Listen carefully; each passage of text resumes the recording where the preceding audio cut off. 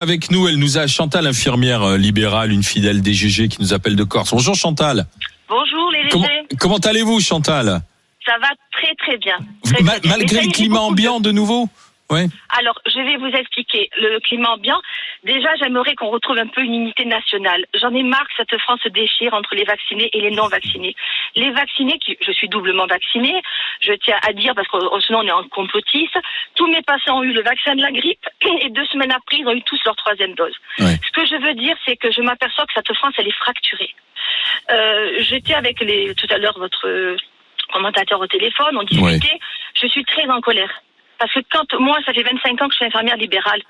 Les infirmiers libéraux, je pense que la plupart qui vont m'entendre, on est les caches-misères de l'hôpital.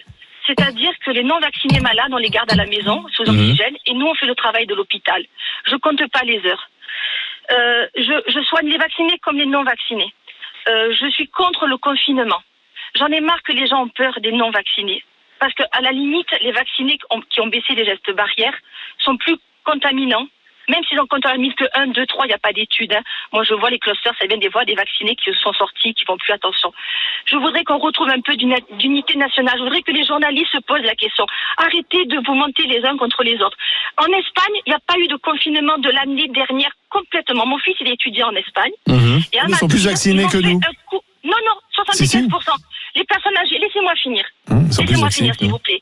Il n'y a pas eu de confinement. Il n'y a eu qu'un couvre-feu à 23h. Les jeunes ont pu sortir. Non, oui, en Espagne, il n'y a eu aucun confinement l'année dernière parce qu'ils n'avaient pas les moyens de quoi qu'il en coûte comme la France. Et ils ont fait qu'un couvre-feu à 23h. Mon fils, il fait des études de kiné là-bas. Et je peux vous dire que là-bas, les gestes barrières n'ont pas baissé. Les jeunes font attention. Il y a 75% de la population, beaucoup plus, mais de personnes âgées. Au départ, on n'a pas voulu confiner les personnes âgées pour anticonstitutionnel et on a sacrifié notre jeunesse.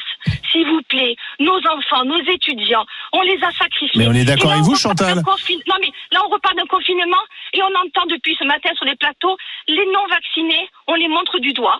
Mais oui, mais c'est ceux-là qui finissent à l'hôpital. Pardon, mais monsieur, vous êtes infirmière, Chantal. Je suis infirmière. Je vous pose une question. Les non-vaccinés finissent à l'hôpital parce que les vaccinés finissent à la maison avec oxygène parce que on nous appelle, on nous harcèle pour dire prenez-les en charge, et nous on peut pas, ils sont en souffrance, et nous on est le cache-misère de l'hôpital, les infirmiers. Non mais Chantal, vous avez constaté quand même que c'est le taux d'occupation des lits d'hôpitaux qui guide la politique du gouvernement. C'est pour ça qu'on a été confinés, qu'il y a eu des couvre-feux. Donc c'est quand même les non-vaccinés qui ont plus de chances de finir à l'hôpital. Non, c'est faux. Ah bon, bah d'accord. Bah écoutez. Je vais vous expliquer pourquoi. À domicile, les vaccinés, on leur fait du Lovenox, antibiotiques, corticoïdes, oxygène. Des fois, je pleure parce que j'ai des gens qui devraient être à l'hôpital, mais sous prétexte qu'ils sont vaccinés, on les prend pas. Pourquoi? Vous avez des consignes? Mais pas moi. C'est pas moi qui les consigne. Nous, on a les consignes de les soigner à domicile. Non mais pardon, Chantal, vous êtes en train de nous dire que... Qu'il y a des vaccinés qui sont à domicile et que j'espère que les vaccinés vont vous appeler pour vous dire que oui. D'accord, mais attendez, pourquoi? Parce qu'on veut cacher la réalité, donc les vaccinés resteraient à domicile se faire soigner?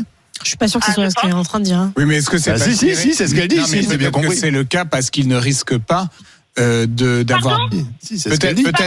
Peut-être que cette situation existe parce que les personnes vaccinées ne risquent pas d'avoir besoin d'aller en réanimation. Écoutez, vous savez, si mes patients vous entendent, qu'ils avaient une saturation 89-90, qui vous appellent la nuit parce qu'ils s'étouffent.